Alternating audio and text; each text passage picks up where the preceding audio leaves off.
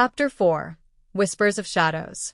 Rio stepped cautiously through the eerie landscape, the twisted trees casting long, dark shadows across his path. The air was thick with a mist that seemed to cling to every surface, muffling sounds and distorting shapes. As he ventured deeper into the vampire territories, the silence of the forest was oppressive, a stark contrast to the lively woods he had left behind. He had heard tales of the vampire lands, stories that spoke of night creatures and spectral horrors. Yet, nothing had prepared him for the palpable sense of danger that pervaded this place.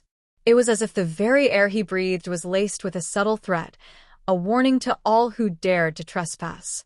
As dusk fell, the forest seemed to awaken. Faint whispers drifted through the trees, elusive and fleeting, like the softest echo of voices long lost. Rio paused, straining his ears to catch the words, but they slipped away just as quickly as they came, leaving him with a growing sense of unease. The path ahead was unclear, shrouded in darkness and mist. Rio drew his sword, the steel glinting faintly under the dim light of the hidden moon. His heart beat steadily, a rhythmic reminder of the danger that might lurk at every turn. Suddenly, a soft rustle to his left caught his attention. He turned just in time to see a shadow dart between the trees.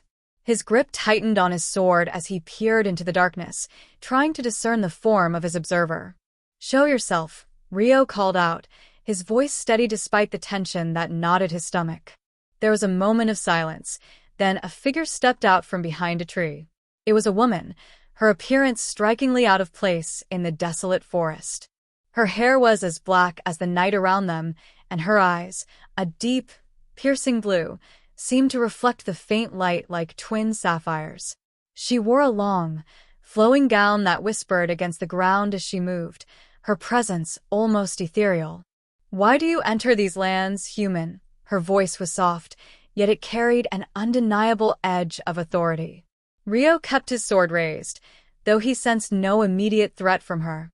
"I seek Aleris. I have been told she resides within these lands."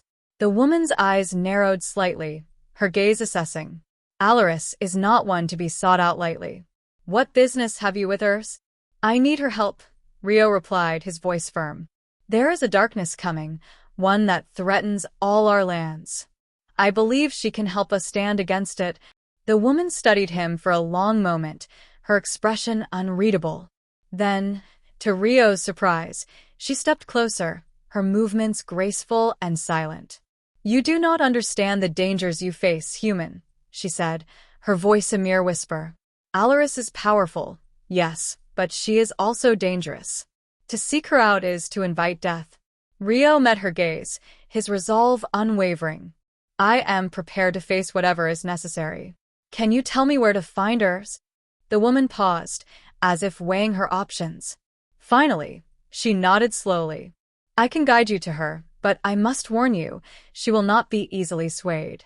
You must prove your worth to her, and even then, she may not choose to help you." "Thank you," Rio said, lowering his sword. "I am ready to face her, no matter the outcome." The woman gave him a long, searching look, then turned and beckoned for him to follow. "Come then. The night grows deeper, and we must not linger here." Rio followed her through the winding forest paths, the trees seeming to close in around them as they walked. The whispers grew louder, now tinged with an urgency that made Rio's skin prickle. He couldn't shake the feeling that the forest itself was watching him, its ancient eyes hidden in the shadows. After what seemed like hours, they reached a clearing. The trees parted to reveal a grand, dilapidated castle, its stone walls covered in vines and moss. It loomed over them, a silent sentinel against the starless sky. "This is her domain," the woman said, stopping at the edge of the clearing.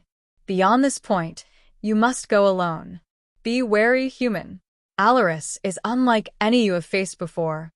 Rio nodded, taking a deep breath as he stepped into the clearing. "Thank you for your guidance. I will not forget it." The woman watched him go, her expression enigmatic. Then, as Rio approached the dark silhouette of the castle, she turned and disappeared back into the forest, leaving him to face the next part of his journey alone. With each step towards the castle, Rio felt the weight of the impending confrontation settling upon him. He knew that the meeting with Aleris could very well determine the fate of his mission, and perhaps the fate of the entire world.